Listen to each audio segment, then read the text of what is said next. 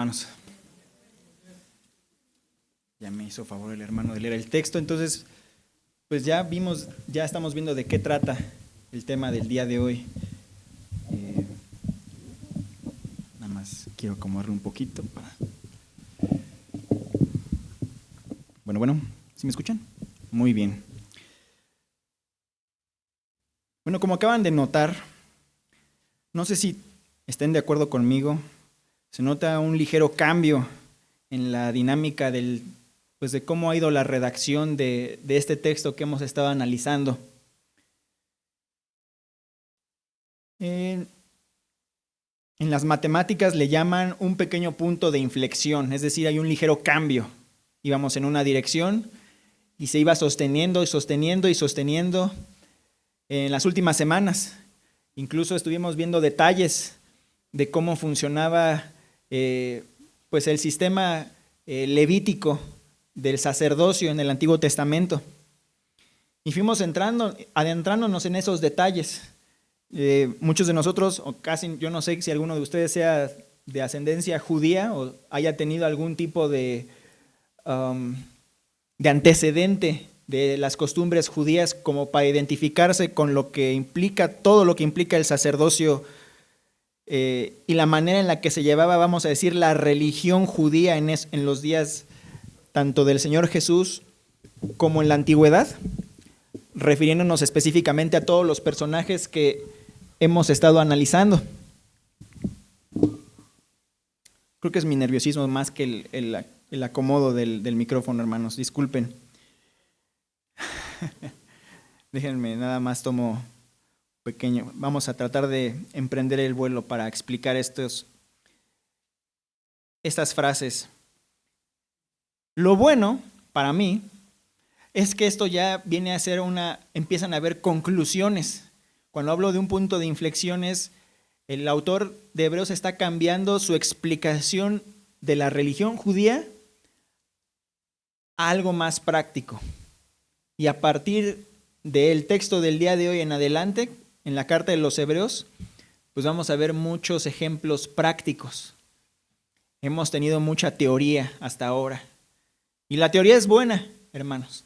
El problema es que cuando no estamos familiarizados con la teoría, necesitamos estar repasando una y otra vez esa teoría para entender cómo la vamos a aplicar.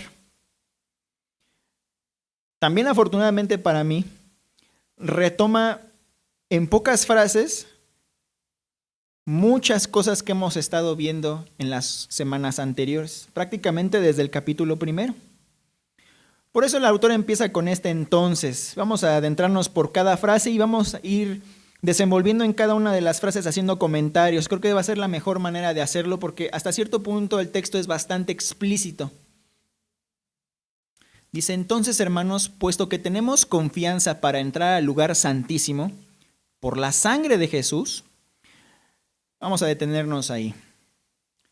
¿Eso es cierto, hermanos? ¿Tenemos realmente confianza? ¿Realmente tenemos confianza? O sea, después de haber leído todo lo que implicaba el tabernáculo dividido en 2 zonas, el lugar santísimo, y una cosa muy interesante. Bueno, eso lo vamos a ver un poquito en el siguiente versículo. Voy a leer también el siguiente versículo. Tenemos confianza para entrar al lugar santísimo por la sangre de Jesús, por un camino nuevo y vivo que Él inauguró para nosotros por medio del velo, es decir, su carne. ¿Por qué quiero mencionar los 2 versículos antes de empezar con los comentarios? Vamos a empezar con el velo, hermanos. Hay algo interesante, no sé si ustedes recuerdan, en la lectura bíblica que han tenido todos, cuando han llegado a esa sección, ya sea en Mateo 27, en este caso Mateo 27, 51, pueden irlo buscando mientras hacemos esos breves comentarios. También se encuentra en Marcos 15, 38, Lucas 23, 45. En todas esas secciones, cada uno de los autores de ya sea Mateo, Marcos o Lucas, relatan lo siguiente, que tan pronto muere el Señor Jesús en la cruz, se rasga el velo de arriba hacia abajo. Tratando de escarbarle un poco, buscando información al respecto, hay algo interesante respecto a este punto en particular. En otros asuntos, muchas veces el autor dice, para que se cumpla la escritura dicha por el profeta fulano de tal, y dicen lo que ocurrió. Y así sucede varias veces en los evangelios, con varias ideas. A lo mejor pueden ustedes recordar una. No quiero ahorita adentrarme en otros detalles, quiero concentrarme única y exclusivamente en que se rasga el velo. Yo no recuerdo que alguno de los autores hiciera alusión a que lo que ocurrió en el velo, que se rasgara, estuviera escrito o prescrito o que estuviera prefijado por alguno de los profetas. No sé si alguien recuerda si hay alguna profecía al respecto, de que cuando muriera el Mesías se iba a rasgar el velo. Lo que podemos nosotros recordar del velo en el Antiguo Testamento son los detalles en el Éxodo, en el Levítico y en Números sobre el tabernáculo. Vamos a empezar con el tabernáculo, porque al final del día también hubo un velo en el templo. Lo que se rasgó en el momento de la muerte del Señor Jesús fue el velo ubicado en el templo, no en el tabernáculo.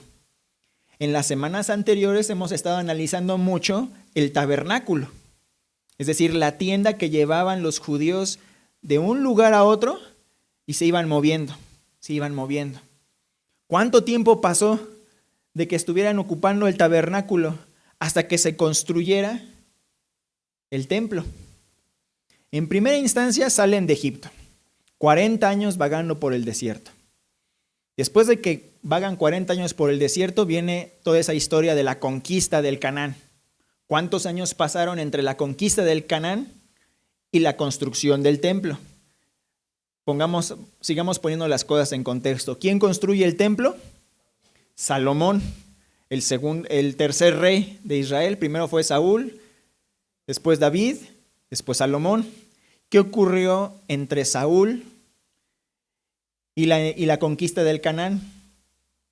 Todo el periodo de los jueces, muy bien. Estamos hablando de 40 años de vagar por el desierto, más aproximadamente 400 años de periodos de jueces, más otros 120 años de los primeros 3 reyes.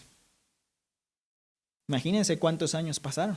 Más de 500 años desde la salida de Egipto hasta la construcción del templo. Y estamos hablando del primer templo, porque aquel velo que se rasga es el velo del segundo templo, porque el primero había sido destruido por Nabucodonosor. ¿Perdón? Por el imperio babilonio. Y todavía tenemos que comentar todo el periodo de los reyes, el regreso de Israel con Nehemías y Esdras, y llegamos al Señor Jesús. Entonces, ¿cuántos años pasaron? Pues ya le está apuntalando casi 1000 años. El periodo de reyes también fue aproximadamente de otros 400 años. Pongo todo esto en perspectiva, porque si no hubo un profeta que pronosticara que se rasgara el velo, y el autor que nosotros estamos leyendo está explicando las razones por las cuales se rasgó, dice aquí, por un camino nuevo y vivo que Él inauguró para nosotros por medio del velo, es decir, su carne. Lo que está haciendo el autor de Hebreos es darle un propósito y un significado a lo que ocurrió en ese momento. Por decir, cuando el Señor Jesús empieza su ministerio, ¿cómo lo empieza? Lo bautizan. Lo bautiza Juan el Bautista. ¿Y qué es lo que ocurre ante toda la multitud? Lo bautiza, pero ¿qué ocurre? ¿Cuál es la reacción de Dios en el momento del bautizo del Señor Jesús? Hay una voz que dice, que da el banderazo de inicio del ministerio del Señor Jesús. Dios mismo dando el banderazo para el ministerio de su Hijo, y Él dice, este es mi Hijo amado en quien tengo complacencia, a Él escuchen. Y así inicia el ministerio del Señor Jesús. ¿Cuándo termina el ministerio del Señor Jesús? en la cruz. ¿Y cuál es la reacción de Dios en ese momento? Ahí ya no hay palabras, hay silencio. ¿Y qué era lo que hacían los judíos cada vez que había un lamento? Cada vez que había un lamento por la muerte de alguien, ya me lo dijeron por aquí, se rasgaban las vestiduras y se cubrían de cilicio. Pero en el caso particular, el detalle al que voy es el de rasgarse. Entonces, una cosa interesante que ha hecho el autor de Hebreos, y no solamente en esta ocasión, sino en otras porciones de su argumento, es darle un significado a cada cosa que él está explicando. Él explica un texto o explica un suceso y le da un significado y no duda en darlo. La pregunta es, ¿tenía credenciales el autor de Hebreos para dar significado a lo que estaba ocurriendo o a lo que ya había ocurrido? Esa es una pregunta interesante. Y permítanme ahondar en ello. ¿Por qué? Cuando nosotros queremos estudiar la Biblia, lo primero que nos dicen es, bueno, atiende a hay varias reglas, ¿ok? ¿Cuáles son las reglas? Y nos han dado varias pautas. Nos dicen, bueno, tienes que seguir el significado de las palabras. Tiene que ir de acuerdo al contexto histórico, lo que tú estás explicando. Y también tiene que ir de acuerdo al contexto de antes y después del texto que estás leyendo. Entonces, vemos dos tipos de contexto. Un contexto histórico, un contexto de lo que está ocurriendo en ese texto, a quién va dirigido, darle un significado correcto a las palabras. Y hasta ahí podríamos decir que estamos haciendo una exégesis correcta, es decir, darle un significado correcto a lo que nosotros estamos entendiendo. ¿Hasta dónde nosotros tenemos autorización de darle un significado al texto? Nuestra generación ya no está calificada para darle un nuevo significado al texto, por el hecho de que tenemos fe en que Hebreos es una carta inspirada. Podemos decir, bueno, el autor de Hebreos tiene las credenciales para dar un significado al texto, pero nosotros no. Pero sí se dan cuenta que añade un significado muy interesante y ese significado lo convierte en una metáfora, porque lo que ocurrió en un lamento de parte de Dios por un hecho que ocurre con el Señor Jesús, lo que hace nuestro autor es tomarlo y darle fuerza para decir, se rompe ese medio entre el lugar santo y el lugar santísimo. Entonces ya puedes cruzar, pero hubo un lamento de por medio. Y quiero una vez más acentuar un lamento porque alguien murió y alguien sufrió por esa muerte. Muere el Hijo del Dios y Dios lamenta su muerte como si Él estuviera en carne propia aquí entre nosotros llorando por su Hijo. Yo no sé si ustedes conozcan a alguien que haya perdido a un hijo y tampoco sé si conozcan a alguien que lo haya perdido y en qué circunstancias. En nuestro mundo, hermanos, pues hay muchas razones. Recordemos que el Señor lo dijo desde el principio de la creación. La tierra te va a dar, ya lo hemos mencionado en otras ocasiones, espinos y cardos. Pero los espinos y cardos no nada más vienen en lo que uno siembra y cosecha y solamente se aplique para la persona que se dedica a la agricultura. Espinos y cardos es perder a un ser querido. Espinos y cardos es que cuando uno trabaja el resultado no sea el esperado. Espinos y cardos es sufrir el asesinato de tu hijo, un accidente, y hablamos entonces de la tragedia. ¿Cuál es la tragedia que nos trae a nosotros aquí, hermanos, todos los domingos? La tragedia del pecado. Englobamos todas esas tragedias, todo el dolor en el pecado. En el pecado y en el dolor que uno inflige cuando comete esos pecados y en los que lo sufren. Y sabemos que la ley del Dios, o una de las intenciones de la ley del Señor en el Antiguo Testamento, era regular la conducta entre las personas. Si alguien pecaba contra ti, ¿qué era lo que tenías que hacer?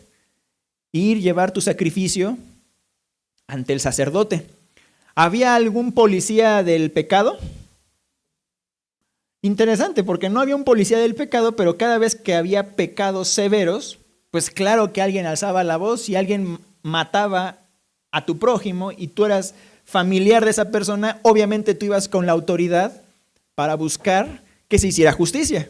Y eso claro que existía en Israel. Entonces podremos ver a lo largo de todo el Levítico un montón de razones por las cuales cuando alguien pecaba, ¿cuál era la sentencia? La muerte. Hay muchas razones por las cuales había pena de muerte en el Antiguo Testamento. Pero mencionamos esto porque cuando nosotros estamos leyendo todo, cuando hemos analizado todo lo que implicaba el sistema religioso levítico por el sacerdocio, vamos a hablar de pecados grises que no implican una condena de muerte. Y hay muchos ejemplos. Y ahí sí era cuando, en todos esos ejemplos en el Antiguo Testamento, lo que decía el autor era que lleven su carnero, que lleven su macho cabrío con el sacerdote para que éste haga expiación por él, se lleve a cabo el ritual y pueda ser perdonado. Nos lo han explicado muchísimas veces. Yo simplemente voy a tratar de hacerlo un poco más, tratar de aterrizar en nuestra época y cómo nosotros lo podríamos hacer, porque aquí al final del día menciona que tenemos confianza y que podemos entrar al lugar santísimo. ¿Realmente le damos ese peso de lo que es estar en presencia de Dios como si fuera el lugar santísimo? No olvidemos a los primeros hijos de Aarón. Los primeros hijos de Aarón, según Levítico 10, hicieron las cosas mal al principio y les costó la vida. Dice que hubo fuego de parte del Señor y los consumió en sus primeras, si no es que la primera vez que estaban oficiando su responsabilidad, y mueren por no hacerlo bien. Y aquí nos dice el Señor, puesto que tenemos confianza. ¿Tenemos confianza? Tenemos confianza porque muchas veces nos han dicho que el Señor Jesús nos perdona, que es misericordioso, que lo único que nosotros necesitamos es fe, pero también hemos escuchado cientos de veces que cuando no se aterriza esa fe en obras, es decir, no estamos hablando de salvación por obras, sino de obras como resultado de nuestra fe, pero si no hay obras correctas, la conclusión más lógica es que no tenemos fe.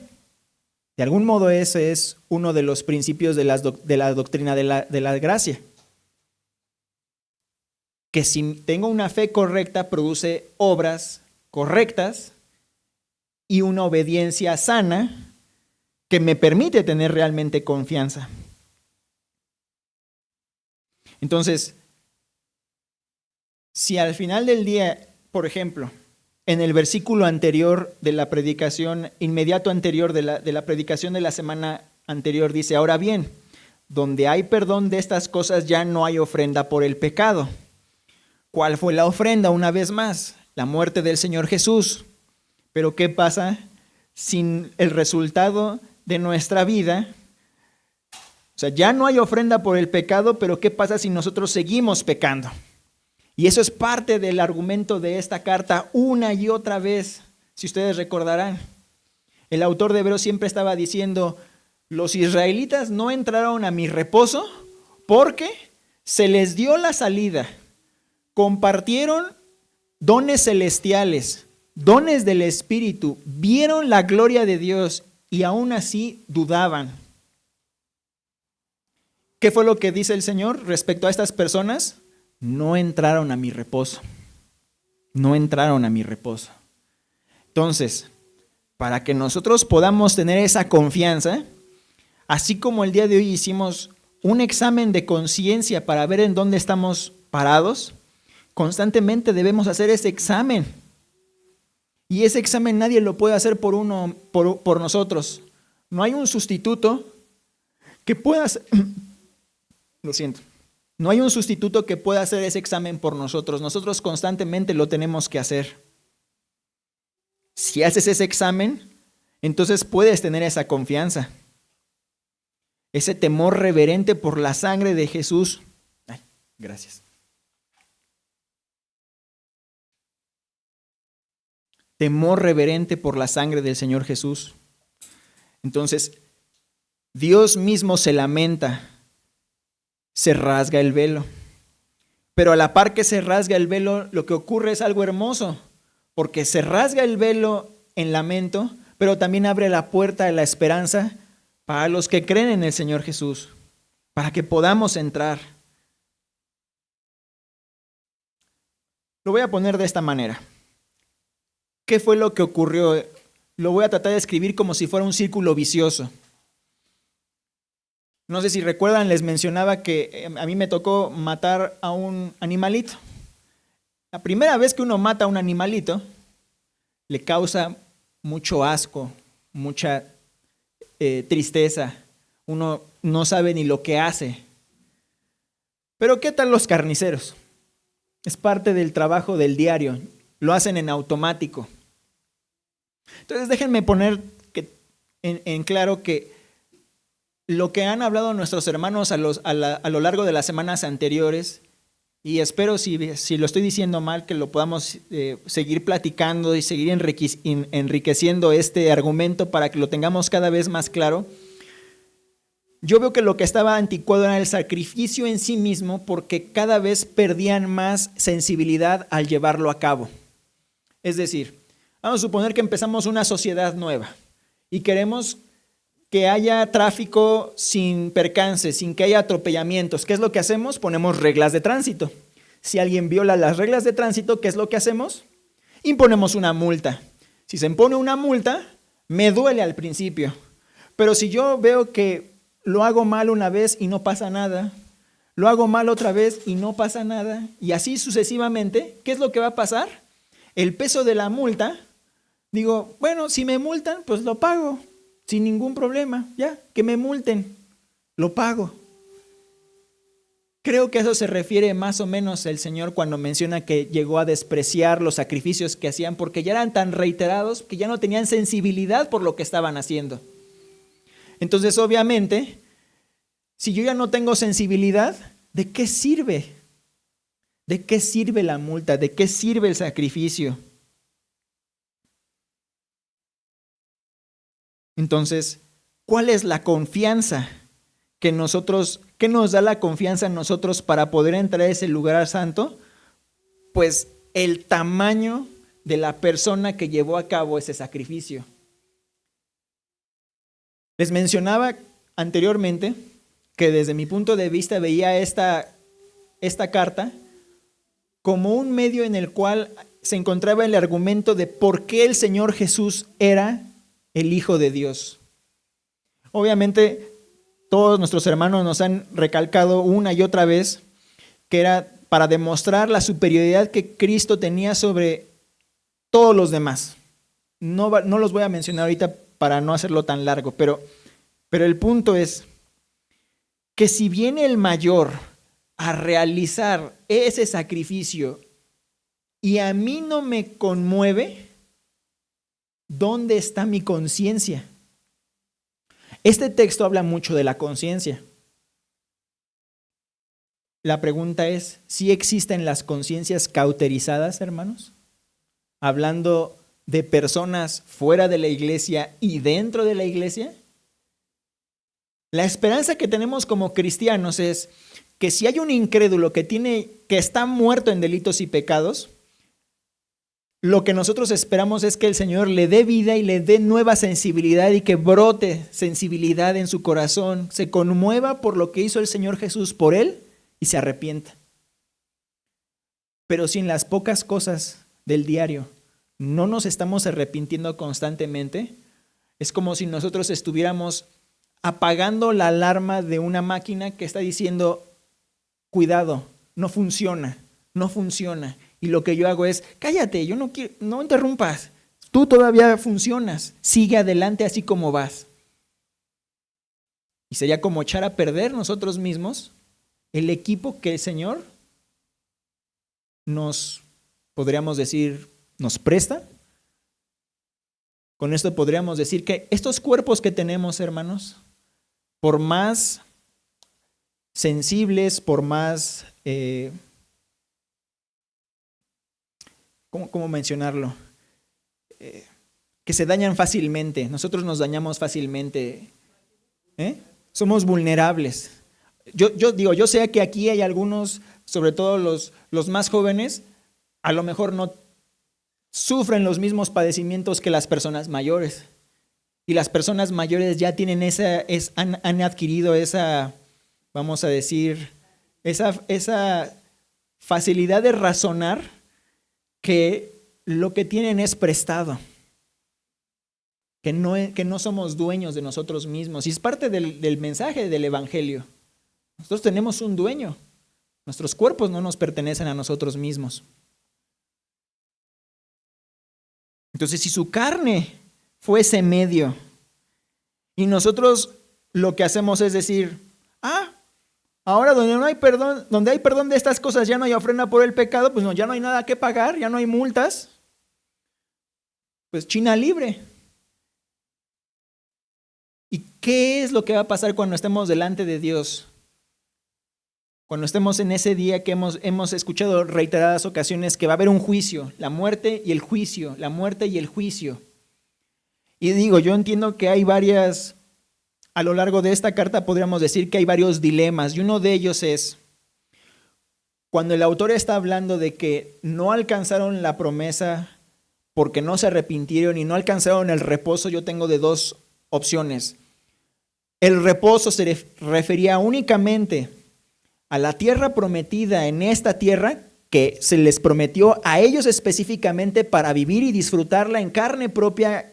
Y cuando digo carne propia es en los cuerpos que tenían o en la salvación última. Recordarán ustedes que en capítulos anteriores del Señor Jesús se dice que todavía no vemos que a Él se le entregue todo el poder que tiene cuando hacía mención de los ángeles. Está en Hebreos capítulo 2. Dice,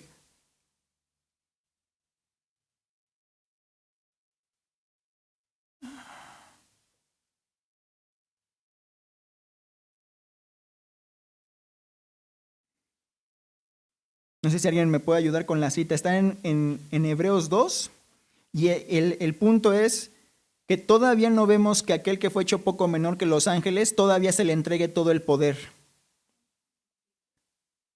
No, está todavía ya haciendo la referencia al Salmo 8, de que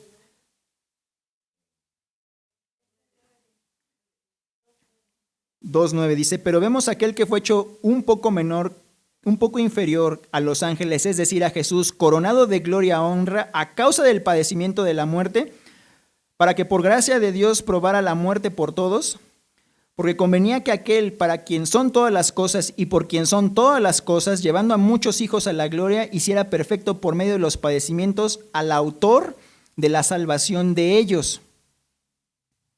Está un poquito más adelante.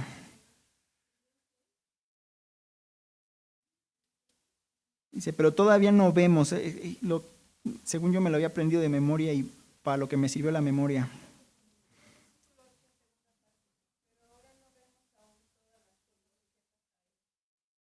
¿Qué versículo? Dice, todo lo ha sujetado bajo sus pies, porque al sujetarlo todo a él, no dejó nada que no sea sujeto a él. Pero ahora no vemos aún todas las cosas sujetas a él. ¿Qué es lo que quiero decir con esto, hermanos? Por un lado, todavía no vemos en esta vida que todo lo que se le prometió al Señor Jesús se le sujete por completo. Entonces, ¿qué significa a nosotros? Que la promesa que nosotros tenemos de gozo último, salvación completa y plena, todavía no ocurre, ¿verdad? Todavía no somos impecables. El sacrificio del Señor Jesús nos hizo perfectos, pero nos hizo perfectos para ahorita, o nos va a hacer perfectos cuando se complete ese proceso que nos han explicado que es la santificación. Si ustedes recuerdan y se atreven a echarle otra leída a los hebreos, van a ver cómo la idea ahí está de que por el sacrificio del Señor somos perfectos, pero constantemente el autor regresa, pero como si endurecen su corazón, ¿qué es lo que pasa? No entran al reposo. Entonces la idea para nosotros, para entrar a este lugar santísimo, que nos permita estar en comunión con Dios, es tener plena conciencia de que probablemente no nos toque vivir todo lo hermoso en esta vida, pero en primera instancia me permite estar en el lugar santísimo. Y menciono esto del lugar santísimo una y otra vez porque la idea es tener la idea de que cuando oramos al Señor es simplemente hecho de decir, Señor, quiero orar a ti, es entrar en el lugar santísimo. ¿Sí me explico? Entrar en el lugar santísimo mientras estoy ya sea en mi cuarto a solas o en el trabajo en una situación complicada. Cada vez que yo levanto en mi corazón la voz y veo hacia arriba, hacia el Señor y estoy clamando por ayuda, estoy entrando a ese lugar santísimo. Ustedes recordarán cómo hablaba del lugar santísimo con Moisés. El Señor decía, entrarán ustedes y empieza a dar las reglas de lo que es el tabernáculo. Dice, pero no así con mi siervo Moisés, sino que con él yo hablaré, ¿qué? ¿Cómo? Cara a cara. Entrar al lugar santísimo es entonces estar cara a cara con el Señor y descargar lo que nosotros tengamos. Entonces, si el Señor no es suficiente para que nosotros podamos descargar todo lo que tenemos dentro, entonces yo no sé, de acuerdo a este texto, entonces, ¿qué más podríamos ofrecerle a una persona que estar en la presencia directa con el Señor? Y esto no es sencillo, hermanos, porque al final del día hay veces en que nosotros mismos somos duros de corazón. Nosotros también deshonramos el nombre del Señor cuando le hacemos daño a otras personas. Vamos a continuar con la lectura y ahorita vamos a dónde voy con esto de que nosotros somos los que hacemos daño. Dice, y puesto que tenemos un gran sumo sacerdote sobre la casa de Dios, ¿quién es el sumo sacerdote después de todo lo que hemos estudiado? El Señor Jesús. Dice, acerquémonos con corazón sincero, en plena certidumbre de fe, teniendo nuestro corazón purificado de mala conciencia y nuestro cuerpo lavado con agua pura. Entonces, ¿se dan cuenta cómo estamos pasando de la teoría a la práctica?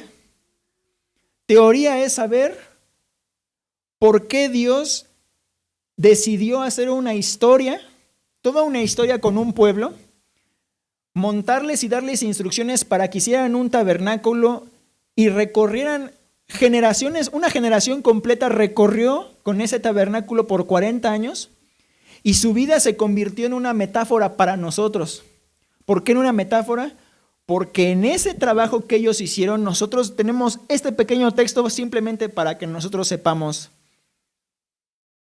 que todo el privilegio que tienes de estar delante del Señor tuvo un enorme costo, primero humano, generaciones completas de historia, más de realeza, porque fue el mismo Hijo de Dios el que se ofrece para hacer ese último sacrificio que te permite a ti y a mí, a ustedes, a nosotros, estar delante del Señor. ¿Cómo vamos con Dios con un corazón sincero? ¿Qué es un corazón sincero? Alguien que dice todo lo que tiene que decir. Pero hay una diferencia entre ser sincero y ser franco. Muchas veces decimos, pues yo soy yo siempre hablo con mucha franqueza, es decir, yo digo todo lo que tengo que decir y no me guardo nada. Y muchos hasta dicen, yo no soy, mi pecho no es bodega, y lo sueltan. Y no estoy hablando de un personaje en particular, lo he escuchado en muchas ocasiones en diferentes contextos. Esa es, digamos que una frase muy de nuestra cultura mexicana. Eso no es sinceridad, pero sí es franqueza. ¿Cuál sería la diferencia entre sinceridad y franqueza? Sinceridad es, pues, ir con respeto. Sinceridad es bueno, yo tengo esto que decir, pero también sé que hice esto. Es como aquella persona que hace, que sabe lo que el otro le puede reprochar, ¿saben? Que ya está estudiado en lo que puede ocurrirle cuando le reprochen. Cuando te lean la cartilla y te digan, estos son tus pecados y tus delitos, la pregunta es, si tú llevas tu lista con tus pecados y haces ese cruce, esa referencia cruzada de lo que Dios tenga que decir de ti con lo que tú ya apuntaste de ti mismo, la pregunta es, ¿cuántas van a coincidir? ¿Todas? Seguramente se nos van a ir muchas, seguramente, pero continuemos la lectura. Entonces, un corazón sincero, en plena certidumbre de fe. Y esta frase de certidumbre de fe, estuve haciendo un pequeño análisis de las palabras, porque una cosa es certeza y otra cosa es certidumbre. Entonces, mientras estaba buscando el significado de estas palabras, y cómo dice, yo tengo una certeza de mi fe. Y la pregunta es, ¿qué va primero, la fe o la certeza? Entonces parece que son dos argumentos que se están retroalimentando uno con el otro. Porque no quiero yo arruinarles la enseñanza de las próximas semanas, pero alguien nos va a explicar lo que significa la fe con palabras llanas. Pero el problema es que vamos a ver que hay veces en que nosotros ocupamos palabras para identificar una cosa y esa misma palabra a veces la tenemos que identificar para definir lo mismo que ya habíamos explicado anteriormente, y muchas veces nos dicen que eso no está bien, es decir, hacer una explicación circular en donde yo defino una palabra con la misma palabra. Aquí no son las mismas palabras, pero al final del día yo ocupo palabras para darme a entender, y el texto, el autor de Hebreos está haciendo todo un esfuerzo por explicar con palabras el cómo debemos conducirnos y las razones por las cuales debemos hacerlo. Entonces, esto que estamos leyendo en este versículo 22 son las razones. Nosotros debemos de ir con un corazón sincero, debemos ir con certidumbre de fe, y también más adelante vamos a ver que cuando no tenemos fe, ¿cómo nos ve el Señor cuando no tenemos fe? Toda la historia que hemos estado analizando, si la consideramos, si la damos por hecho realmente, es decir, por ejemplo, historias maravillosas que ha explicado el autor de Hebreos. En primero hablamos, todo el libro gira en torno a las promesas, y ahorita vamos a, aquí dice en uno de los siguientes versículos, dice, fiel es el que prometió, fiel porque fiel es aquel que prometió. Es muy importante que les mencione esto mientras estoy explicando, porque para tratar de ponerlo en contexto. ¿Cuál promesa? ¿A cuál promesa se refiere el autor cuando dice, porque fiel es aquel que prometió? Podríamos hablar de Abraham. ¿Cuál fue la promesa de Abraham? Tú serás bendecido y serás multiplicado. ¿Cuál fue la promesa de Moisés? Allá hay una tierra, hay reposo y ustedes entrarán en ella. ¿Cuál fue la promesa de David? Tu trono no va a quedar vacío, sino que alguien va a estar en tu trono. Y así, ¿de cuál promesa está hablando aquí el autor en particular? Lo dice en general, pero yo creo que cada uno podría recordar su propia promesa. Y digo, yo sé que cada uno de nosotros aquí tenemos una vida diferente, atravesando pruebas diferentes, habiendo recibido al Señor en diferentes circunstancias. No es lo mismo recibir al Señor en una cuna cristiana que haber recibido al Señor después de haber sufrido mucho. Al final del día, cuando alguien viene y nos dice, yo he sufrido mucho y por eso no creo en Dios, así como el autor de Hebreos desarrolló una habilidad para analizar los textos y aplicarlos al Señor Jesucristo y encaminarnos a todos al final del día a la misma promesa. ¿Cuál es la misma promesa a la que todos aspiramos? La vida eterna, la salvación última. Esa es la promesa en la que todos tenemos un común denominador. Pero muchos, a lo largo de la historia y de lo que hemos estado viendo aquí, tuvieron promesas particulares. Yo te prometo a ti esto. Incluso en algunas ocasiones decía que Dios, como no tenía, ¿qué es lo que decía? Al no tener a alguien ¿qué es lo que sigue después de la promesa? El juramento, ¿no? Y decía, cuando ya no tenía más por quién jurar, ¿por quién juró? Por sí mismo, ¿no? Entonces, si fiel es el que prometió, entonces ¿cómo debemos de ser nosotros? Fieles, fieles. Entonces la fidelidad no es un lujo, hermanos. Es algo por lo que debemos luchar todos los días. Un comentario al respecto. Hace poco, pues recuerdan que falleció el pastor que todos conocemos, del cual todos hemos leído algo de lo que él ha escrito, el hermano John MacArthur. Y se nos ocurrió a mi madre y a mí ver el video del servicio funerario. No sé si alguien habrá tenido oportunidad de sentarse a invertir un rato. Dices, bueno, pues es como ir a un funeral. Le hicieron un servicio ahí mismo en la capilla de la Grace. Y pasó su hijo al frente a dar testimonio. Su hijo el mayor. Si el hermano ya tenía 86 años, pues ya también su hijo se ve grande, ya es un señor bastante maduro. Y compartió con los hermanos cuáles fueron las últimas palabras de su papá. Y bueno, son cosas interesantes que hay veces en que a veces uno no entiende, a veces el Señor decide llevarse a las personas de una forma rápida, en donde a veces no hay ni forma de cómo despedirse de esa persona que muere. Pero a veces también el Señor permite una despedida y todavía que se alargue y se extienda y todavía no ocurre y se extiende el tiempo. Y lo que el hermano compartió, que le dijo su padre antes de morir le dijo, hijo, sé fiel. Sé fiel. Pudo haberle dicho muchas cosas, te bendigo, pudo haber tratado de recordar algo, pero aún en su lecho de muerte el hermano siempre estaba pensando, ¿qué le digo para que no vaya a tropezar en la vida? Hermanos, ustedes son testimonio allá afuera, ustedes y yo somos testimonio. Conforme va avanzando la vida, la gente siempre está a la expectativa de, ¿eres cristiano? Sí, yo no. Y tienen todas sus razones para decir por qué no son cristianos. ¿Y cuál es? Con toda certeza lo puedo decir. ¿Qué es lo que espera una persona que no cree en el Señor Jesús como su Señor y Salvador?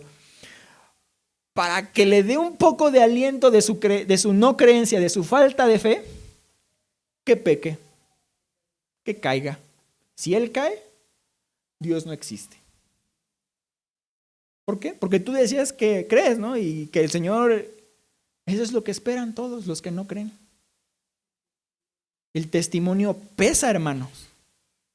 Entonces, a partir de ahorita, si a lo largo de estas semanas han pensado, es que ha sido muy pesado todo lo que hemos estado viendo de Hebreos, y es que el tabernáculo y los sacrificios y los animalitos, hermanos, yo los invito a que lo reconsideren y lo piensen 2 veces.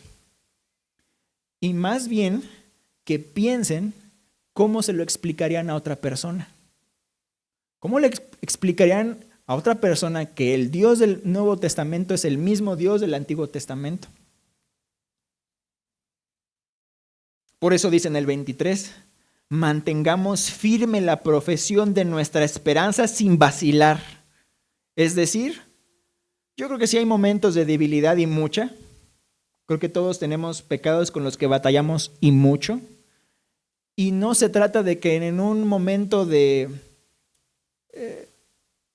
éxtasis, vamos a decir, espiritual, volquemos y digamos, es que yo me quiero arrepentir de todo esto. Y, hermanos, muchas veces nuestra carga es tan grande que hay veces en que esperamos que otro lleve nuestra carga y lo aventamos todo. Y ni siquiera sabemos si está preparada la otra persona. Ahora, ¿es una responsabilidad? Sí. ¿Y debemos aspirar a ella? Sí. Pero mientras avanzamos en esta vida cristiana tenemos que dar pasos pequeños y seguros, hermanos. Aquí dice, nuestra esperanza sin vacilar, es decir, hombres y mujeres, ajustense sus respectivos lomos de la manera que sus prendas lo permitan, ya sea con un cinturón o con unos tirantes, pero retomen fuerzas y sigan adelante. Todos nosotros debemos hacer eso. Y ahora sí viene la frase: manténgase con su esperanza firme, porque fiel es aquel que prometió. Sabemos que Dios fue fiel, pero no impidió la crucifixión del Señor Jesús, ¿o sí? ¿Dejó de ser fiel por no impedir la crucifixión de su Hijo? ¿Por qué no? Y esa es una de las preguntas que nosotros tenemos que hacernos, porque cuando nosotros resolvemos ese dilema de por qué no impidió la crucifixión del Señor Jesús, va a ser más fácil que nosotros le expliquemos a alguien por qué no atendió a tu llamado en el momento que oraste, porque muchas veces viene gente que no conoce al Señor, frustrada, desesperada, porque las cosas no salieron como ellos querían, aun cuando ellos oraron al Señor en su momento. Y mucha gente que no cree en el Señor Jesús así se siente, desesperada, porque en un momento crucial en su vida lo perdieron todo. Yo no conozco a muchos cristianos que lo hayan perdido todo, hermanos. O sea, son pocos. E incluso aquellos quienes han perdido hijos en los últimos años han tenido esa destreza de no rehuir a su fe, sino han salido fortalecidos. Pero no es fácil explicarlo a alguien que no ha tenido, digamos, todo el antecedente que nosotros sí. Yo les puedo decir por testimonio propio, y aquí está mi madre que no va a dejar mentir. Ella nunca nos dejó solos. Siempre estaba al pendiente. Siempre, toda la vida. Esa ha sido su misión, la tomó así, y yo sé que hay personas que no tienen ese lujo también. Hay personas que tienen que trabajar y se tienen que partir en dos, y son parte de los dilemas de la vida que no podemos resolver de una manera tan sencilla. Pero en lo que nos corresponde y en lo que podamos, hermanos, tenemos que estar al pendientes unos de otros. Esa es, digamos, que una de las conclusiones de estos versículos. Por eso dice: consideremos cómo estimularnos unos a otros al amor y a las buenas obras, no dejando de congregarnos como algunos tienen por costumbre, sino exhortándonos unos a otros, y mucho más al ver que el día se acerca. Para mí es triste, hermanos, después de tener cierto tiempo en un ambiente cristiano o entre cristianos, ver cómo se ocupan ciertos pasajes. Por ejemplo, si yo me siento muy bien con mi relación con el Señor, tengo las pilas bien puestas, siempre tomamos Filipenses 4:3 para decir: todo lo puedo en Cristo que me fortalece. Y ese es como que agarramos versículos y los convertimos en lemas. Pero esos lemas tienen un contexto, como decíamos al principio, que si yo tomo un versículo, lo hago lema y como que no junto todo el contexto, y pues yo puedo provocar pues ideas que hasta cierto punto pueden llegar a ser equivocadas. Esa es una de ellas. Hay muchos más, y este no es la excepción. ¿Por qué menciono esto? Porque muchas veces se menciona sobre todo el versículo 25, que empieza: no dejando de congregarnos, única y exclusivamente para hacer referencia a los que no se están congregando ahorita. Y es muy fácil decir: ay, pues es que tiene la costumbre de no venir y no se congrega, y esa es la idea con la que nos quedamos de estas palabras. Y todo lo demás lo perdemos de vista, porque solamente queremos enaltecer un punto de esa frase. Y eso no es malo, hermanos. De hecho, nosotros tenemos que desarrollar la habilidad para citar la palabra de Dios en un contexto que no es exactamente en el que está el pasaje, aplicarlo y darle una enseñanza con gracia, con amor, con que se note la intención de que te preocupas por la otra persona, y que entienda que la palabra de Dios, como vamos a ver, que la palabra es viva y eficaz. Lo vamos a ver un poquito más adelante. Entonces, Si el peso más fuerte no es el de criticar a alguien porque no se congrega, ¿cuál es? Bueno, tendríamos que tomar de la mano 3 ideas. Una, estimularnos al amor, a las buenas obras y no dejarnos de congregarnos. ¿Cuál es la implicación de que alguien se deje de congregar? Que ya no puedo ejercer nada, ya no hay contacto. Si alguien no se congrega, ya no hay contacto. ¿Cómo puedo ejercer un estímulo si estamos separados? Entonces, la idea es, para que se puedan estimular, tienen que permanecer juntos. Vamos a poner un ejemplo. Hechos 4:32. El contexto de ese pasaje es que ya murió el Señor Jesús, ya resucitó el Señor Jesús, ya ascendió al cielo el Señor Jesús, y de repente vemos una pequeña historia en donde empieza la historia de la iglesia. Y en la historia de la iglesia, en este capítulo, se nos narra, no nos dice exactamente cuál es la razón. Bueno, a lo largo de Hechos se vienen mencionando varias cosas, que los emperadores romanos empezaban a ejercer persecuciones sobre los cristianos y empezaban a matar. Y obviamente también los judíos estaban persiguiendo. Era muy complicada ese tiempo, muy complicado.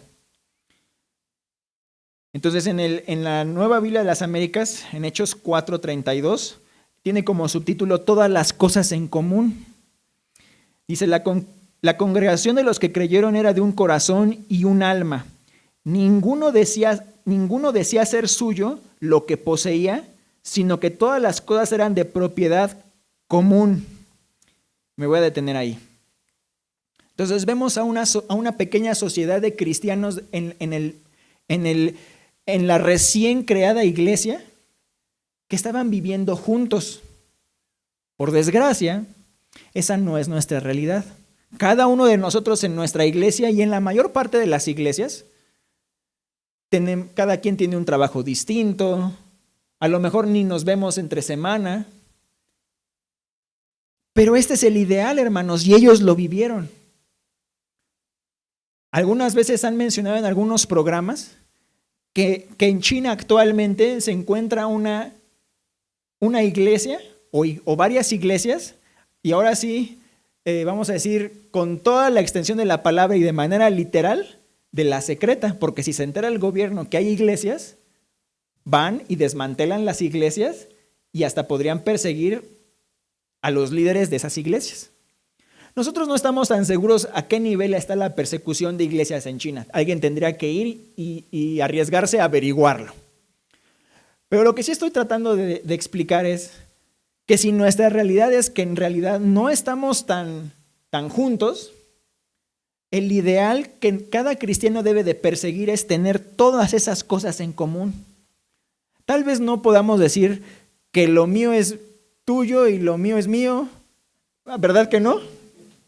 Ese es, digamos que otra vez la naturaleza humana saliendo a flote.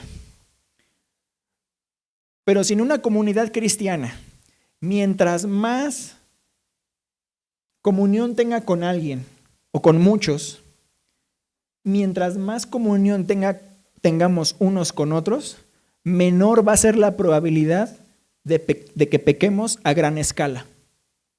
No sé si me estoy explicando. Lo voy a decir una vez más. Y esto ya es una razón estoy tratando de aterrizar una de las enseñanzas del pasaje. Mientras más comunión tengamos los cristianos unos con otros, disminuimos la probabilidad de que pequemos a gran escala. Y también de que esos pecados en escala de grises cada vez sean más blancos y más blancos y más puros y podamos decir, como dice el texto que nos toca el día de hoy, venir purificados con un corazón purificado de mala conciencia. Recordemos cuántas veces el autor de Hebreos ha dicho, no endurezcan su corazón, tomando el pasaje del Antiguo Testamento. No endurezcamos nuestro corazón, pero para purificar nuestro corazón, yo tengo que estar en contacto con otros.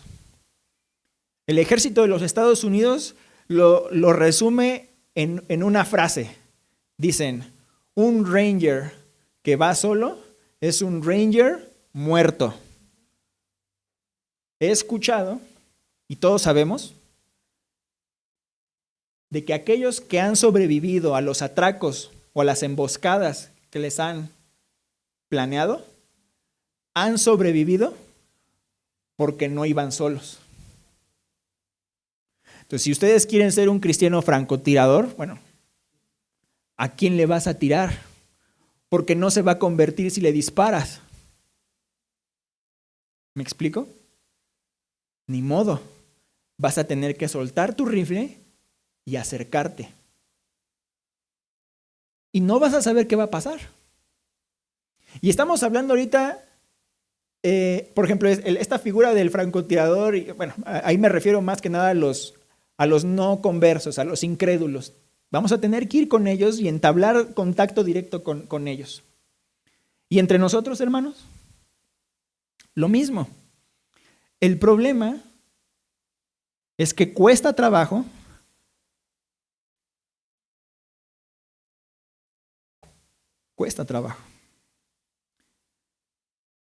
Dice aquí, no dejando de congregarnos como algunos tienen por costumbre, sino exhortándonos unos a otros.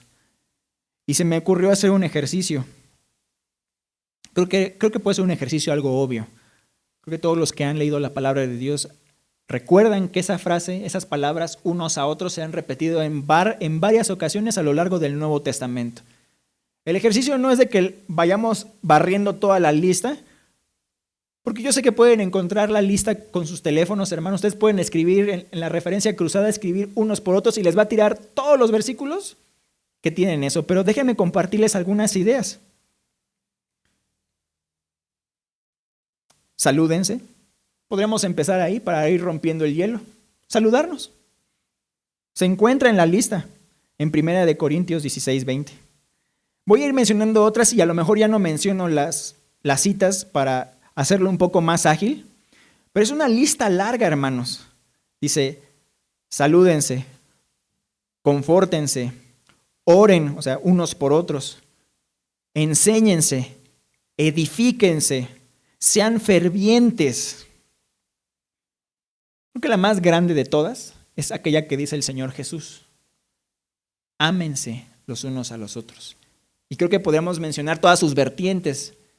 El discipulado. ¿Qué significa el discipulado? Que yo voy con alguien a aprender lo que esa persona me pueda decir de la palabra de Dios. Ese es el discipulado, para empezar. Y si nos va bien, conocerá más de mi vida y yo de la de esa persona. Sabrá mis luchas y cuando pase un tiempo a lo mejor él también que me enseña me compartirá las propias. Pero de alguna manera esto de edifíquense es, si yo edifico algo, es que voy poniendo tabiques uno sobre otro, ¿y qué va a pasar cuando yo quiera sacar uno de aquí abajo? Ya no va a ser tan fácil, hermanos.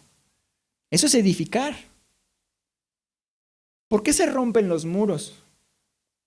Dicen que no se rompen, que se rompen los muros porque los tabiques no los ponen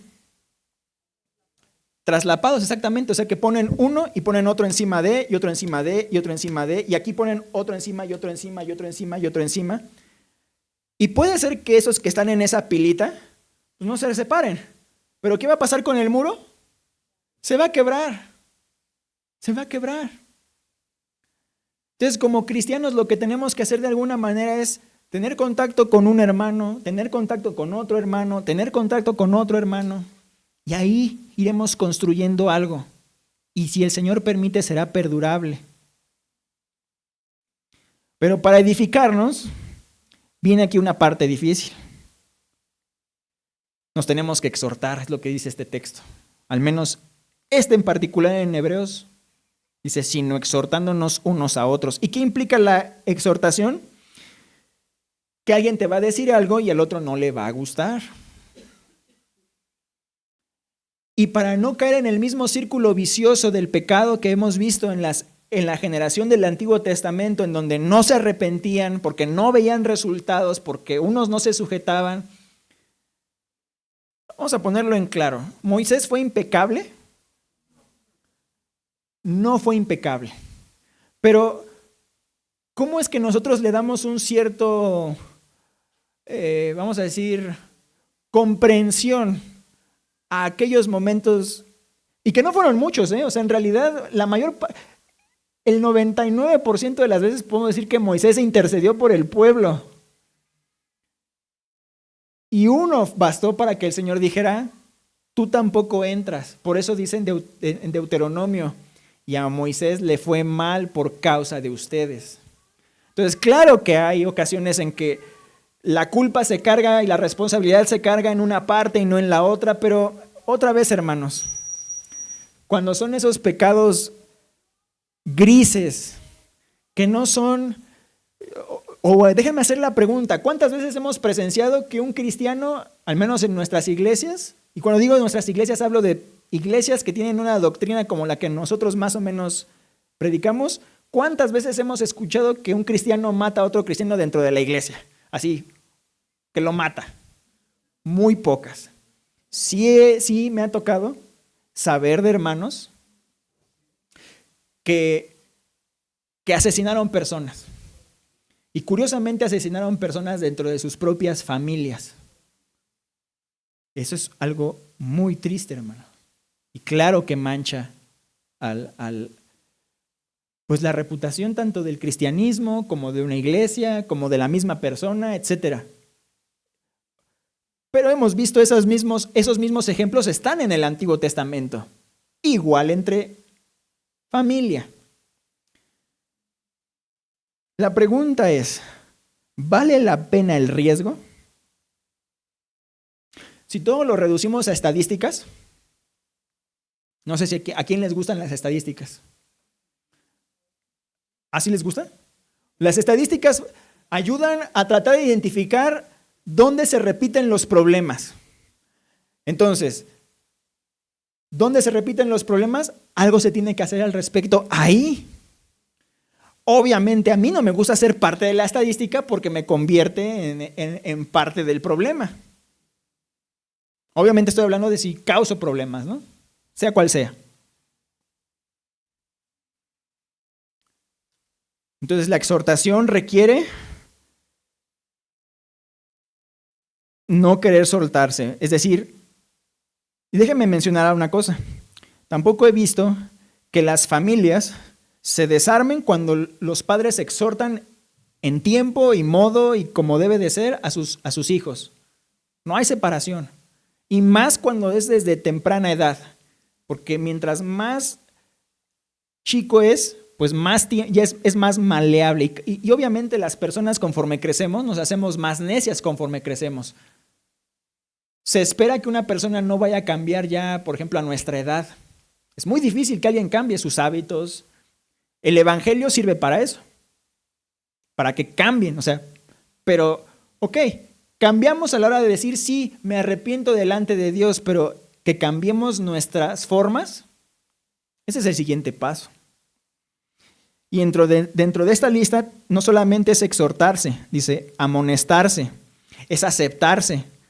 A veces quiero entender que cuando menciona en Romanos 15:7 aceptarse tienes que aceptarlo como es, aunque no cambie. Tenemos que llevar las cargas unos de otros. Pero también hay algunas advertencias hay líneas que debemos procurar no cruzar. En Gálatas, por ejemplo, Gálatas 5:15, hay una frase muy, muy conocida que dice, pero si ustedes se muerden los unos a los otros, dice el autor, en este caso Pablo, miren que no se consuman unos a otros. Es decir, tienes que exhortar, pero tienes que hacerlo con cuidado. O sea, yo no he visto a un médico que vaya a hacer una incisión con un machete. Tiene que agarrar su herramienta y tiene que ser preciso. El cristiano tiene que ser preciso. Entonces tenemos que ser precisos en nuestra exhortación, tenemos que ser precisos en cada una de las cosas que intentamos hacer para edificar al otro. Tenemos que combatir contra una cosa que es que desde que se creó el mundo, hermanos, combatimos. Tenemos que combatir la mentira. Colosenses 3:9 dice, dejen de mentirse unos a los otros. Hay un ejercicio, hace pocos años, estaba tratando de analizar el tema de cómo restaurar relaciones. Esa era mi pregunta. Y estaba buscando cuál era la respuesta más bíblica, ¿no? Y un hermano me hizo favor de decirme, mira, es que vea al hermano Miguel Núñez, es muy bueno él. Ellos cuando tuvieron problemas en su iglesia, y se hicieron una dinámica, dejaron el púlpito abierto y pasaba cada quien adelante a decir lo que tenía que decir. Yo me quedé, ¿a poco eso funcionó? La verdad es que yo no me lo creía, o sea, como que obviamente yo estoy parafraseando al hermano, ni voy a decir quién es, no, simplemente me pasó el dato, me pasó algunas de las predicaciones del hermano Núñez, y yo mientras estaba buscando decía, ¿sí es cierto que hizo eso el hermano Miguel Núñez? Bueno, de aquí estoy dando hasta cierto punto que ustedes conocen al hermano Miguel Núñez, es un hermano dominicano que se ha hecho, digamos, pues en habla hispana, para las iglesias que nosotros conocemos, se ha hecho más o menos reconocido. Entonces estuve busque videos tras videos. Digo, ya sabe que las generaciones de ahora están ahí todo el tiempo, ¿no? Buscando. Soy culpable de eso, pero estuve buscando. Hasta que encontré una en donde más o menos embonaba la descripción de lo que me decía el hermano. Y lo describe así el hermano Miguel Núñez. Voy a parafrasear y espero transmitirlo lo más exacto posible. Dice que la dinámica era, dice que había problemas en la iglesia. Él no menciona qué problemas. Pero dice que abrió el púlpito a que cada quien pasara al frente, pero la persona que pasara tenía que decir en qué se equivocó él mismo. O sea, tenía que pasar a pedir perdón de lo que había hecho. Y yo me quedé así asombrado porque dije, híjole, es que eso sí es muy difícil. Porque cuando se trata de los demás, yo sí tengo una lista aquí, es que aquel hizo esto, y así sucesivamente. Dice el hermano Miguel que esa dinámica ayudó mucho. O sea, parece que no se convirtió en un debate, parece que simplemente cada quien pasaba y como que se desahogaba y decía lo que esa persona había hecho. O sea, pero si ven la diferencia, era una dinámica de confesión, más no de acusación. ¿Por qué menciono esto, hermanos? El texto dice aquí, consideremos cómo estimularnos. Un estímulo, hermanos, pues hay muchas formas en las que cada quien podría explicarlo. Pero yo podría mencionar que un estímulo podría ser simplemente hacerte así, pic. Dice que le llaman, ¿cómo le llaman a esto? En inglés tiene un nombre. Sí, cuando alguien te hace así, que te pink, bueno, no recuerdo si esa es la palabra. Pero es una forma, ¿no? Y a unos no les si a mí me hacen eso, me pueden provocar una reacción negativa. Porque no me gusta que me toquen. Porque no me gusta que me acusen. Entonces, cada quien podríamos tener una forma de que no nos gusta. Pero cuando menciono esto de una forma de confesión en vez de acusación, pues es una forma de estímulo en donde trato de entablar la conversación. Yo sé, hermanos, que el texto dice que cuando tú tengas algo con tu hermano, o más bien, si tienes algo con tu hermano, sí, en ese contexto era, deja tu ofrenda y ve y arréglalo. Pero también hay otro que decía el Señor Jesús, que hablaba de no juzgar, y que si tú tienes una paja en el ojo, más bien si tú veías una paja en el ojo ajeno, que primero fueras tú y te quitaras tu viga. Pero entonces me quedé pensando, el ejercicio ahí es, ok, no le voy a decir nada porque tengo que resolver mi problema. ¿Qué pasa cuando ya me quito la viga? El Señor Jesús dice, bueno, ya puedes regresar y quitarte la viga, pero tendrías que ir con la viga en la mano y decirle, mira lo que me quité, ¿no? O sea, y la otra persona podría decir, sí, efectivamente, tenías eso en el ojo. Menciono esto, hermanos, porque no es fácil estimularnos ni al amor ni a las buenas obras. No es un acto sencillo. Es un acto que en primera instancia requiere amor verdadero por no romper la relación, porque al final del día cuando habla de que alguien no se congrega es porque se rompe la relación. Entonces es un compromiso. ¿Cómo resuelvo yo las cosas sin romper la relación? Porque aquí habla de la costumbre, ¿no? La costumbre es que deja de congregarse. ¿Por qué deja de congregarse? Porque se rompe la relación. ¿Por qué se rompe la relación? Bueno, cada quien tendrá sus razones. Pero otra vez, el mandato es estimularnos al amor y a las buenas obras, no dejando de congregarnos. Es decir, no rompamos la relación. Y si alguien la rompe, bueno, ok, alguien la rompe, pero ¿qué podemos hacer? ¿Vamos a seguir siendo parte del problema o parte de la solución? Y no hay peor lucha, hermanos, que la que no se lleva a cabo. Y hablo de una lucha sana, ¿no? No estoy hablando de ir y pelear nada más por pelear. Y aquí es donde, como les mencionaba, está empezando la sección de la carta en donde ya es más práctica, hermanos. Entonces, ¿la invitación cuál es? Estimularnos unos a otros, por un lado. Busquemos formas creativas y diferentes de confesar nuestros pecados ante alguien. Si me permiten unos minutos más, un pequeño testimonio personal. Soy el hermano de 3 varones. Mi hermano el mayor se casó relativamente joven y todavía más joven dejó la casa, o sea, por trabajo ya no estaba con nosotros. Entonces me tocó ver un ejemplo de alguien que vuela muy joven. Caso contrario con el mediano, yo soy el menor, el mediano y yo puedo decir que él fue mi compañero de juegos.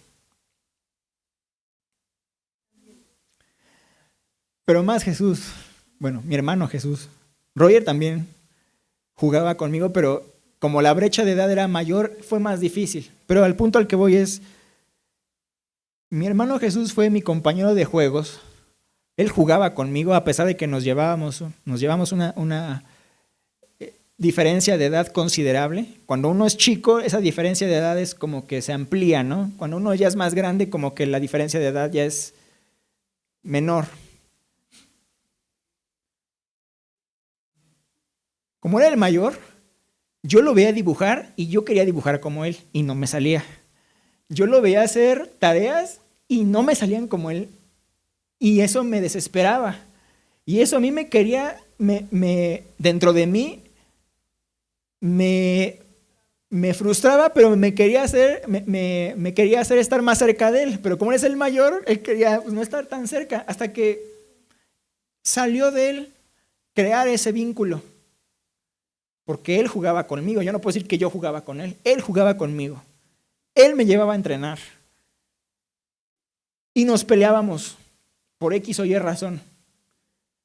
Y conforme fuimos creciendo, las peleas se volvieron más complicadas porque ya no dependíamos uno del otro.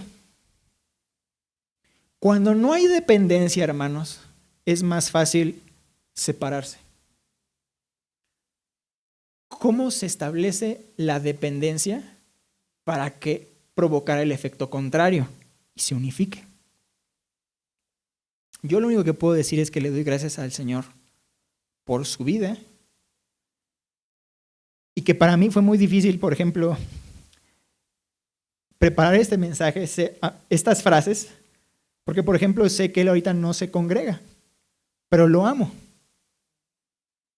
Y he visto a lo largo de su vida, sí, los sacrificios ya no son como antes, ya no vamos y sacrificamos animales.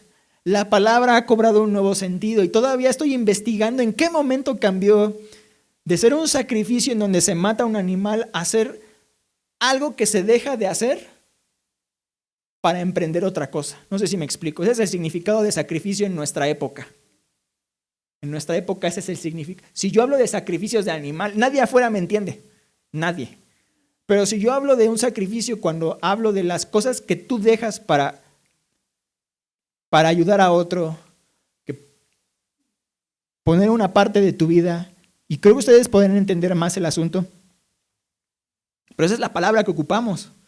En algún momento alguien en el uso de la lengua decidió que heredar esa palabra para el nuevo significado que tiene, ok, no es bíblico, pero cuando el Señor nos dice no es la compasión, dice darle pan al necesitado, todas esas ideas cristianas. Y cada uno puede detectar diferentes necesidades.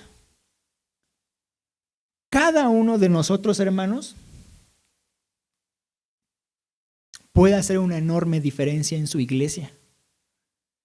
Y si el Señor tiene a bien para ambas partes, para todas las partes, es decir, tú estás en mi palabra constantemente, te confiesas, pero también luchas por el otro, por el compañero que a lo mejor no ves en tu iglesia a diario, por la persona que no te gusta lo que piensa y dice de ti porque ya te enteraste por un tercero o porque tuvo, entre comillas, y digo entre comillas porque sí se necesita cierto valor para decirle algo a otra persona, pero a veces vamos y lo decimos y lo hacemos mal. Y yo no, delante de Dios les digo, hermanos, no creo que me esté desviando del pasaje, sino estoy tratando simplemente de hacer ese ejercicio para que todos nos llevemos de tarea cómo estimularnos. En las siguientes semanas vamos a ver muchos ejemplos sobre la fe, sobre cómo aterriza el autor de Hebreos toda esta idea de que si el Señor Jesús es la verdad, ¿cómo vamos a aplicar la verdad? ¿Cómo fue aplicada la verdad en la vida de estas personas? Y en mi caso, yo por ejemplo les digo, ahorita no es un secreto. Me encantaría que mi hermano estuviera el día de hoy aquí. Y no lo digo porque esto se publique en el internet. Obviamente, toda persona que publique algo en internet conlleva un riesgo. ¿Cuáles son los riesgos a los que ustedes y yo estamos dispuestos a correr? Dios permita que las heridas que cada uno se haya hecho entre cristianos, y estoy hablando así de manera general, yo no, ahorita gracias a Dios no tengo así un problema serio con mi hermano, ¿no? Al contrario, veo todo lo que el Señor ha hecho a través de su vida, veo que mi testimonio también es en un cierto porcentaje, es un resultado de la fe y de las obras cuyo resultado de fe de años pasados concluyeron en lo que hoy tenemos. Y yo no puedo negar eso. Y yo no puedo negar a mi hermano, lo amo. El Señor me permitió, no nada más por la sangre decir lo amo, sino a pesar de la diferencia de nuestros temperamentos. Por ejemplo, por poner un ejemplo, les decía un testimonio personal, el amor que él y yo tenemos por nuestra madre nos ha unido. Y así, hermanos, el amor que tú tengas por el Señor Jesús, si otra persona tiene ese amor por el Señor Jesús, no hay otro resultado que no sea la unión. Entonces, preguntémonos, ¿será porque yo no dependo de otra persona que puedo despreciar su amistad o su hermandad en Cristo? Fíjense cómo el mismo autor pasó de lo teológico, así, en estos últimos, pasó de lo teológico a lo práctico. A mí me costó mucho trabajo tratar de hilar, todo lo que es el sacerdocio del Señor Jesús, cómo unirlo a este mandamiento de considerémonos cómo estimularnos los unos a los otros al amor y a las buenas obras, no dejando de congregarnos. Entonces no se trata de echar culpa y decir, es que no se congrega y yo sí vengo todo, porque otra vez todo se resumiría en ser puntuales. Por ejemplo, el hermano nos llamó la atención. Si todo se resolviera con ser puntual, yo creo que todos seríamos puntuales. Pero la puntualidad es algo muy sencillo porque es fácil de medir. decía una persona. Es que aquí se evalúa la puntualidad porque se mide fácil, o sea, ¿llegas o no llegas? Es digital, como la generación de hoy en día, es 0 o 1. Pero cuando hay problemas, y estamos hablando en escala de grises, tengo que ser paciente, tengo que perdonar. Y aquí también está en Efesios 4:32, perdónense los unos a los otros. Y otra vez tendríamos que aplicar, ahora bien, donde hay perdón de estas cosas ya no hay más ofrenda por el pecado, es decir, donde yo perdono, yo ya no debo de esperar que me paguen. Es decir, tú me ofendiste, págame. ¿Cómo? Pues pídeme perdón. Y enfrente de los demás, y di todo lo que hiciste. Ahora, para que funcione se tiene que romper círculos viciosos, hermanos, porque todo lo que es problemas entre personas son círculos viciosos y lo estamos viendo en nuestro contexto social de nuestro país, lo estamos viendo en Estados Unidos, lo estamos viendo en el mundo entero, que todo es un círculo vicioso. ¿Cómo detenemos el círculo vicioso, hermanos? Cristo lo hizo. Al detener el pago de la deuda, ya se resetea. Necesitamos corazones dispuestos a perdonar, y perdonar es absorber la pérdida. Que te deben dinero, absorber la pérdida, ¿qué es? Pues ya no me pagues. Y otra vez es el más fácil, ¿no? Es el ejemplo más fácil, la deuda económica. Pero cuando son ofensas, cuando son lo que nosotros podríamos decir como, bueno, ya no quiero entrar en simplemente ofensas, ¿no? Creo que cada quien puede hacer en su mente un razonamiento completo de todo lo que implica. Y con eso, hermanos, pues creo que tenemos mucha tarea. Yo no sé cuántos minutos ya me absorbí de más, pero les agradezco. Y que el Señor pues tenga bien en que esta generación también tenga un poco de reposo, así como aquellos que sí entraron a la tierra prometida. ¿Siguieron viviendo en carne y hueso? Sí. ¿Todavía tuvieron que pasar otras pruebas antes de entrar al verdadero y último reposo que era la salvación? Sí. Igual nosotros. Muchas veces esperamos con ansia el día del Señor, pero no queremos resolver las cosas en nuestro contexto inmediato. Creo que por ahí va la enseñanza de este pasaje. Por eso dice, exhortándose los unos a los otros, y mucho más al ver que el día se acerca. ¿Qué día? Pues el día del Señor, el juicio del Señor, que estemos delante del Señor. Sabemos que el juicio va a ser para todos. Y sabemos que, ya lo hemos platicado en otras ocasiones, hay dos formas de ver al Señor. O que Él llegue o que nos llame de manera individual. Es decir, que muramos antes de que eso ocurra. Pero algún día estaremos delante de Él y algún día Él nos va a preguntar, ¿tú qué hiciste? Y si nosotros ocupamos las Escrituras para decirle, no, Señor, yo sí creo en ti, pero yo nada más estaba esperándote a ti, ¿y tú qué hacías? La deuda ya está pagada. ¿Se acuerdan de esa parábola del mayordomo? Que no tenía con qué pagar. Bueno, la pregunta es, ¿le alcanza para pagar lo que hizo? No, pero sigue siendo el siervo de ese amo. ¿Qué es lo que tiene que hacer? Dar cuenta. No tienes con qué pagar, ni modo, de todos modos vas a dar cuenta. ¿Sí? Y volvemos al meollo del asunto. Ser fiel. Ser fiel implica ser fiel hoy con lo poquito y así, poco a poco, poco a poco. Si hay que confesar algo, poco a poco. Si antes de encontrar mi viga en el ojo ya cometí el error de decirle a la otra persona sobre su paja, bueno, perdóname porque te dije antes de que me quitara mi viga sobre tu paja, pero alguien tiene que hacer algo y eso no va a dejar de ocurrir, hermanos. El Señor Jesús mismo lo dijo en Mateo 18. Tropiezos van a haber. Van a haber tropiezos y muchos. Y espero que cada uno se lleve de tarea el seguir escudriñando en su corazón.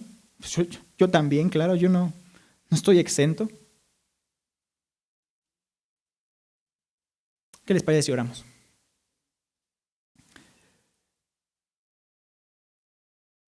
Bendito Señor, gracias te damos en esta mañana por tu palabra, por las cosas que aprendemos de ella. No cabe duda que todas las enseñanzas de la antigüedad, Señor, de estos personajes enormes de tu palabra, como Abraham, Moisés, David, y todos los que le siguieron hasta el Señor Jesús, Padre, tienen mucho que enseñarnos. Te rogamos, Señor, que tengamos la disposición de estar delante de ti en ese lugar santísimo y verlo así. Ayúdanos a limpiarnos, Señor. A veces no queremos acercarnos al lugar santísimo porque nos sentimos sucios. Ayúdanos a romper esos ciclos de vicio que cada uno pueda tener, que tenemos. Y ayúdanos a ir teniendo pequeñas victorias, pequeños pasos hacia adelante, Señor. Te rogamos por los que no nos acompañan el día de hoy. Sabemos que tú sabes cuáles son las razones y te pedimos que les acompañes. Ayúdanos, Señor, porque somos muy frágiles. Tu palabra así lo dice, que somos frágiles, pero aún así ayúdanos a pensar, a ocupar todas las herramientas que nos das en tu palabra para ponerlas en práctica y no dejarnos vencer ni por el pecado ni por la burla de Satanás. Así que, Señor, ponemos esta semana en tus manos. Tú conoces cómo se desenvolverá la historia de lo que hoy en día ocurre en nuestro país, en Medio Oriente. Ayúdanos a tener una disposición a escuchar y te rogamos por aquellos que se atrevan a acercarse, a hablarnos sobre las cosas que no están bien. Puede que no sea todo cierto, pero así como nos das la habilidad para discernir entre el bien y el mal, Señor, ayúdanos a discernir entre lo que sí es cierto y lo que no es cierto sobre nosotros mismos, Señor. Para que un día estemos delante de ti sin sentirnos avergonzados más por nuestro pecado, Señor. Que podamos estar en paz. Llévanos hacia tu presencia, Señor. Y aquellos fieles que has decidido llevarte antes, Señor, pues ayúdanos a no olvidar sus enseñanzas, Señor. Cada uno de nosotros tiene un ejemplo. Ayúdanos a perseverar en tu palabra, Señor. Es lo que nos enseña esta porción de tu palabra. Ponemos todo esto en tus manos, Señor, por Cristo tu Hijo. Amén. Hermanos, creo que estamos despedidos. No sin antes, pues saludarnos. Ya ahora sí, ya más cerquita.